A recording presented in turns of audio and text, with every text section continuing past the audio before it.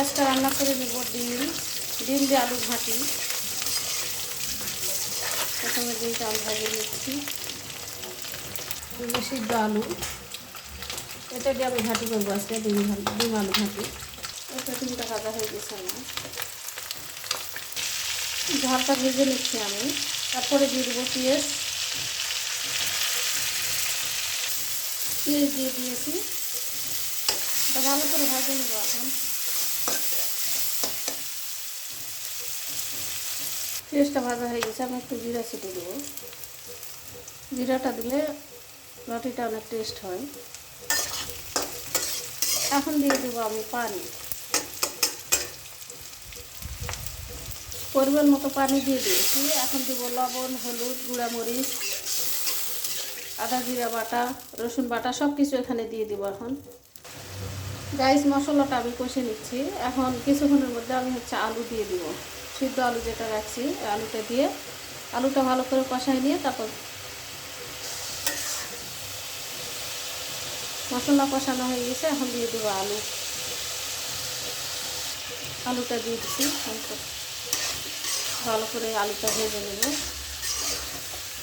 যেহেতু সিদ্ধ আলু দিয়ে ডিম ঝোল করবো, এর জন্য আলুটা ভালো করে ভাজতে হবে। আমি গোটা মরিচ এই জন্য বেশি, গোটা মরিচ দিয়ে ডিম আলুর ঝোল খেতে অনেক মজা লাগে। একটু গুঁড়া মরিচও দিয়ে দিয়েছি।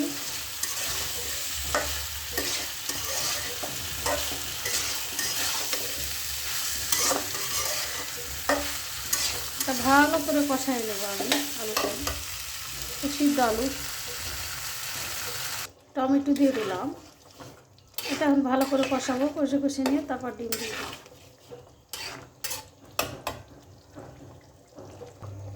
পানি দিয়ে দিয়েছি।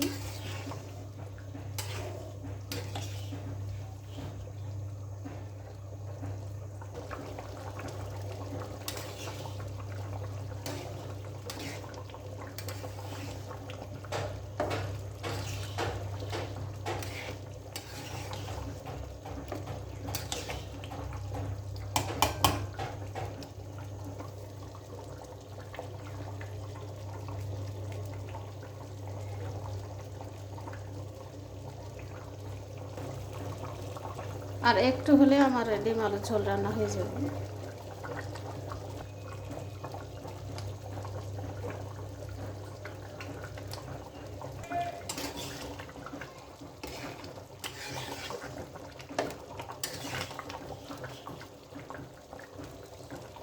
গাইস আমার ঘাঁটিটা হয়ে গেছে। আমার ভিডিওটা ভালো লাগলে লাইক কমেন্ট শেয়ার করে দিন।